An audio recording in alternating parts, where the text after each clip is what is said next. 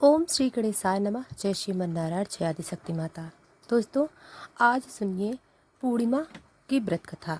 तो दोस्तों, जैसा कि आप जानते हैं आज पूर्णिमा है, तो ऐसे में आप आज सुनिए पूर्णिमा की व्रत कथा। तो आइए कथा को श्रवण करते हैं। दोस्तों, चैत्र पूर्णिमा व्रत की महिमा अपार है। इसके पालन से जीवन के सभी दुखों का नाश हो जाता है। भगवान विष्णु की कृपा से भक्तों के जीवन में सुख, शांति और समृद्धि का वास होता है। चैत्र पूर्णिमा के दिन करें दान। धार्मिक मान्यताओं के अनुसार चैत्र पूर्णिमा के दिन दान का दोगुना फल मिलता है। पवित्र नदियों में स्नान का भी विशेष महत्व है। इस दिन पवित्र नदी में स्नान करना बेहद उत्तम माना गया है। धार्मिक मान्यताओं के अनुसार पूर्णिमा पर पवित्र नदियों में स्नान करने से पापों से मुक्ति मिलती है। द्वापर युग में एक समय की बात है। यशोदा जी भगवान श्री कृष्ण से कहा, हे कृष्ण, तुम सारे संसार को उत्पन्न करता हो सब तथा उसके संहार करता हो। आज कोई ऐसा व्रत मुझसे कहो जिसके करने से मृत्युलोक में स्त्रियों को विधवा होने का भय न हो तथा यह व्रत सभी मनुष्यों के मनोकामनाएं पूर्ण करने वाला हो। श्री कृष्ण भगवान ने कहा, हे माता, तुमने अति सुंदर प्रश्न किया है। मैं तुमसे ऐसे ही व्रत को सविस्तार से कहता हूँ। सौभाग्य की प्राप्ति के लिए स्त्रियों को 32 पूर्णमासियों का व्रत करना चाहिए। इस व्रत को करने से स्त्रियों को सौभाग्य संपत्ति मिलती है। यह व्रत अचल सौभाग्य देने वाला एवं भगवान शिव के प्रति मनुष्य मात्र की भक्ति बढ़ाने वाला है। यशोदा मैया ने कहा है, कृष्ण सर्वप्रथम इस व्रत को मृत्युलोक में किसने किया था, इसके विषय में विस्तार पूर्वक मुझसे कहो। श्री कृष्ण भगवान ने कहा, इस भूमंडल पर एक अत्यंत पवित्र राजा चंद्रहास से पालित अनेक प्रकार के रत्नों से परिपूर्ण कार्तिका नाम की एक नगरी थी। वहां पर धनेश्वर नाम का एक ब्राह्मण रहता था और उसकी स्त्री अति सुशील रूपवती थी। दोनों ही नगरी में बड़े ही प्रेम से रहते थे। घर में धन धान्य आदि की कोई कमी नहीं थी। उनको एक बड़ा दुख था कि उनकी कोई संतान नहीं थी। इस दुख से वह अत्यंत दुखी रहते थे। एक समय एक बड़ा तपस्वी योगी उसी नगर में आया और वह योगी उस ब्राह्मण के घर को छोड़कर अन्य सब घरों में भिक्षा लेकर भोजन किया करता था। रूपवती से वह भिक्षा नहीं लिया करता था। उस योगी ने एक दिन रूपवती से भिक्षा न लेकर किसी अन्य घर से भिक्षा लेकर गंगा के किनारे जाकर भिक्षांग को प्रेम पूर्वक खा रहा था कि तभी धनेश्वर ने योगी को यह सब कार्य किसी प्रकार से देख लिया। अपनी भिक्षा के अनादर से दुखी होकर धनेश्वर योगी से बोला, महात्मा, आप सब घरों से भिक्षा लेते हैं परंतु मेरे घर की भिक्षा कभी नहीं लेते, इसका क्या कारण है? योगी ने कहा, निसंतान के घर भीख पतितों को अन्न के तुल्य होती है और पतितों का अन्न खाता है वह भी पतित हो जाता है। क्योंकि तुम निसंतान हो अतः पतित हो जाने का भय से मैं तुम्हारे घर में भिक्षा नहीं लेता। धनेश्वर की बात सुनकर अपने मन में बहुत दुखी हुआ और हाथ जोड़कर योगी के पैरों पर गिर पड़ा और कहने लगा, हे महाराज, यदि ऐसा है तो आप मुझको पुत्र प्राप्ति का उपाय बताइए। आप सर्वज्ञ हैं, मुझ पर अवश्य ही कृपा कीजिए। धन की मेरे घर में कोई कमी नहीं है परंतु मैं पुत्र न होने का कारण अत्यंत दुखी हूँ। आप मेरे इस दुख का हरण करें। आप सामर्थ्यवान हैं। यह सुनकर योगी कहने लगे, हे ब्राह्मण, तुम चंडी की आराधना करो। घर आकर उसने अपनी स्त्री से सब वृतांत कहा और स्वयं तप के निमित्त वन चला गया।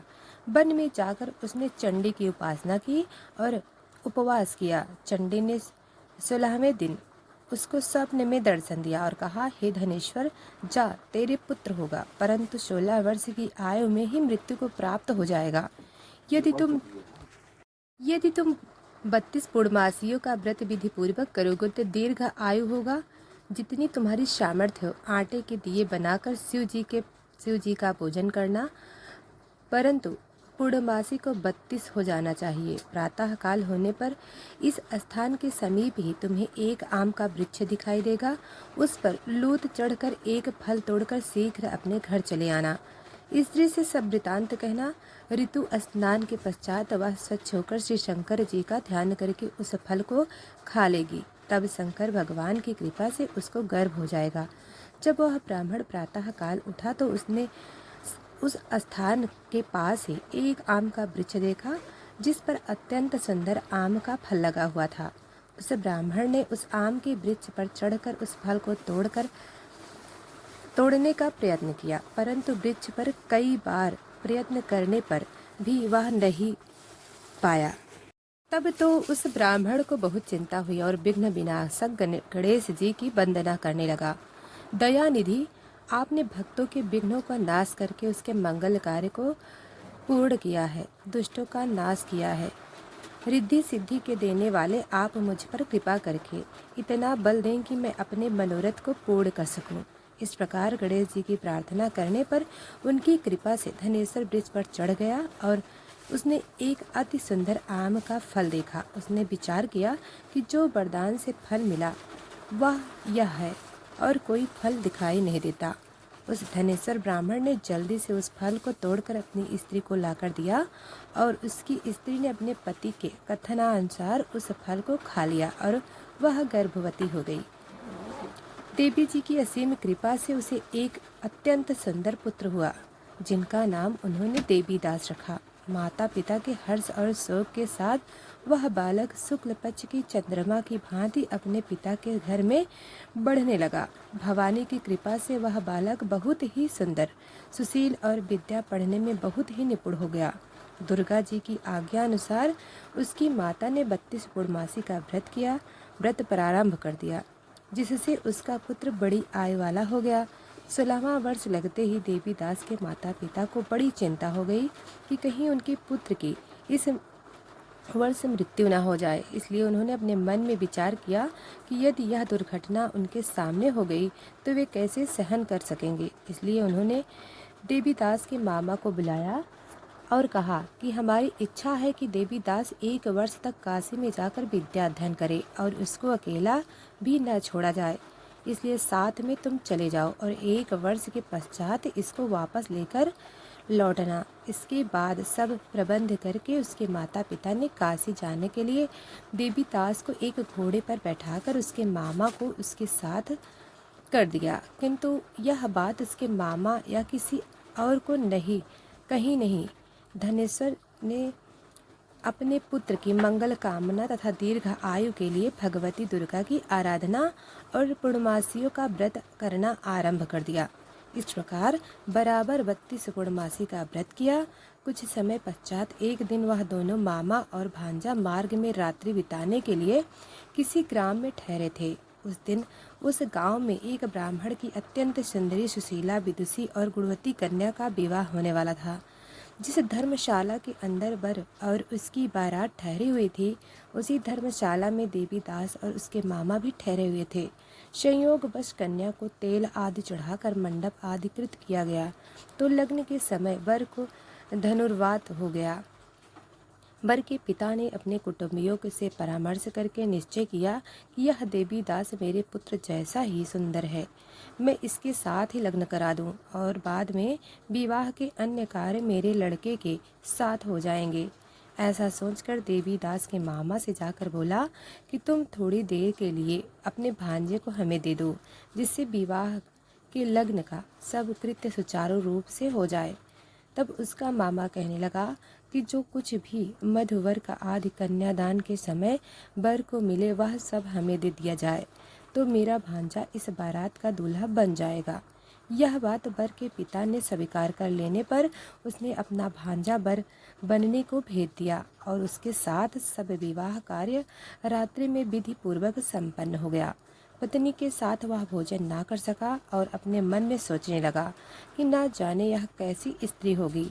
वह एकांत में इसी सोच में गर्म सांस छोड़ने लगा तथा उसकी आंखों में आंसू आ गए।